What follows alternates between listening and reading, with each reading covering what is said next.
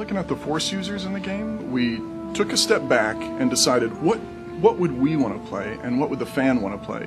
We want to give players the opportunity to be the heroic Jedi like Luke Skywalker, or the darker, more avenging type of Jedi like his father Anakin. And that's a lot of fun, actually, to create those types of moral choices in the game where players are allowed to express themselves in those terms. The reality is there are so many different types of Jedi. Jedi are not all alike. In Knights of the Old Republic, you were very much, you were an outsider. You were somebody who had lived their life and discovered that they were Force sensitive and then were brought into the Jedi Order on Dantooine. In the Old Republic, where you were a Jedi to begin with, you've always been a Jedi. You're a part of that culture. You were raised according to their codes of honor. You've lived in that mindset all your life. My favorite thing about the look of the Jedi ship is kind of the rounded, sleek, red, almost hot rod look that they've got going. It looks like a very fast ship. But also, if something is there to interfere with your 3D making or anything, it's got to have some big guns to fend that off as well. We felt it was really important that every Jedi in the game has a lightsaber and wields it. You actually see the blades making contact, you see the sparks flying, you get that Star Wars feel of the lightsabers clashing. When two lightsabers collide, or look like they collide, that's all based on the animation. The two animations sync up and we actually spawn an effect off of the lightsaber on that specific frame in the animation to where it looks as if the two sabers are clashing together. We'll call a little kind of a flash effect and flare out the lightsabers a little bit, make it look like they've contacted each other. Their lightsabers are more rounded and oddly enough more low-tech, kind of more the 70s Star Wars-y look, which we had a lot of fun incorporating into the look throughout.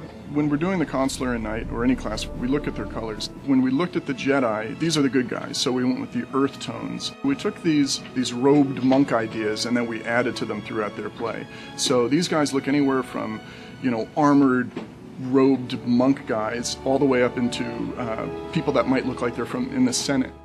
The strategy behind creating two Jedi classes is we knew Jedi were going to be very popular, and we wanted to make sure there were a lot of options for all the people who would sort of gravitate towards the Jedi.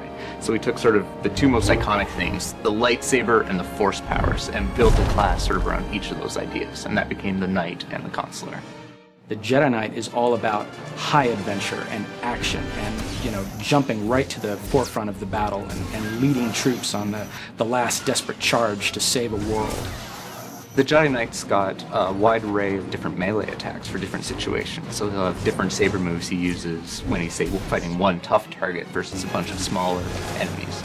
And then these attacks, some of them will sort of build up his Force focus, and then other ones will spend it. So he's always got that sort of ebb and flow of building up to his big, strong attacks. If the Jedi Knight's role is to defend the Republic, the Consular's role is to be behind the scenes and to mend it and bring it back together. Diplomacy is a large part of the Consular's storyline, and you can't go into details, but there are times when you actually have to grab people and make them listen to you. The Jedi Consular has actually a wide array of playstyles. If you like playing the sneaky rogue, we have a build there for you. If you like supporting your allies and controlling enemies, we have a role there. And we also have a straight up damage role where you're just smashing things with telekinetics. We've actually also built it so that if you do go down the healing route, your companion becomes more powerful as you level up as a healer. I like to have us think of as their powers as being kind of like a clean or focused energy, whereas their effects are going to be in kind of like the cooler tones, kind of the greens and blues, and also pretty symmetrical.